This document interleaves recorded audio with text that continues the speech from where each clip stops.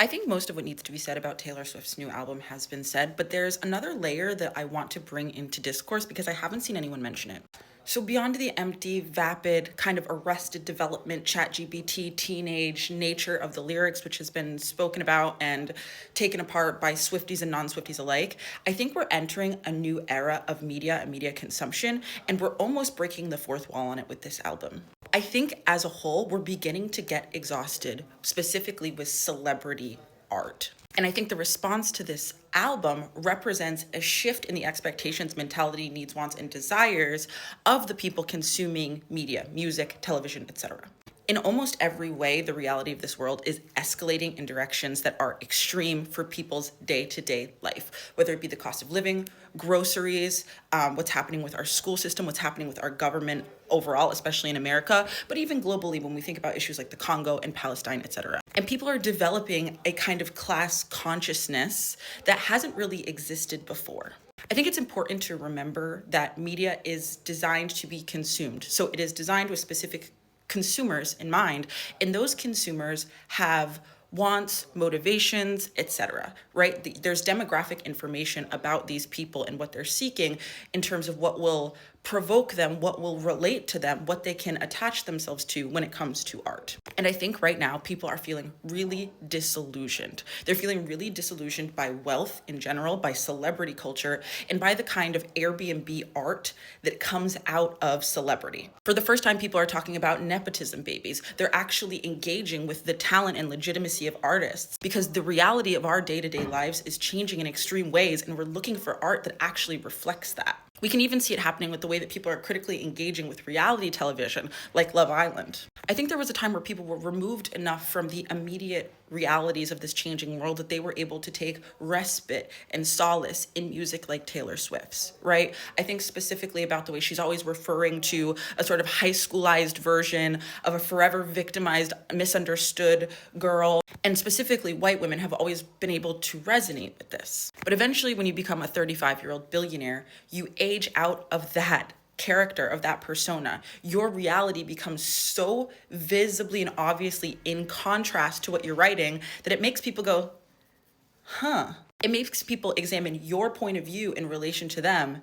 And I think what's happening is not only are people finding her and her music unrelatable, she's jumped the shark in terms of relatability, but it takes genuinely more to move people emotionally at this time. They're not as easily satisfied by fluff, by cotton candy, by the bullshit of it, because the reality of this world is a lot more serious. And I think that speaks especially to why artists like Audrey Hobart are rising up, or even the concept of a Brat Summer, which had enough introspection, it had enough, I guess, imperfection, right? Whether it's good or bad, whether you like it or not, there's some meat on those bones that you could really grab onto. There was a reasonable amount of vulnerability, even if it wasn't entirely relatable. There was some genuine darkness there.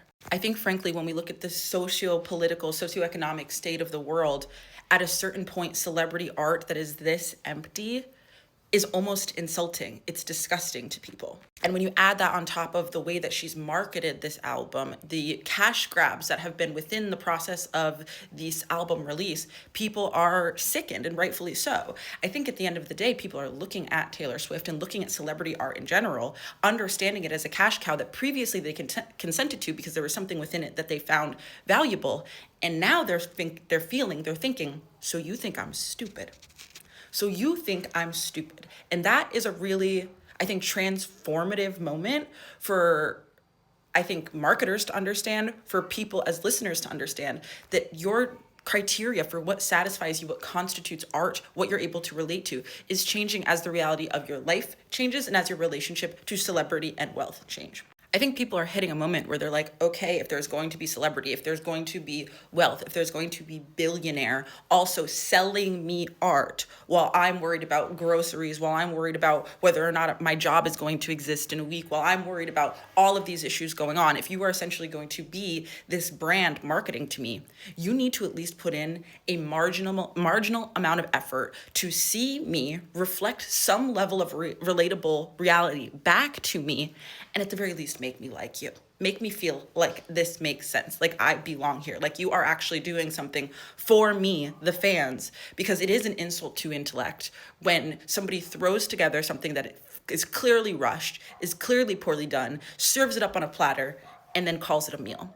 And I think people are really, really, really tired of the infantilization that celebrity and wealth are are offering, while also expecting you to shell out your hard-earned money to access whatever slop they've decided to serve you next.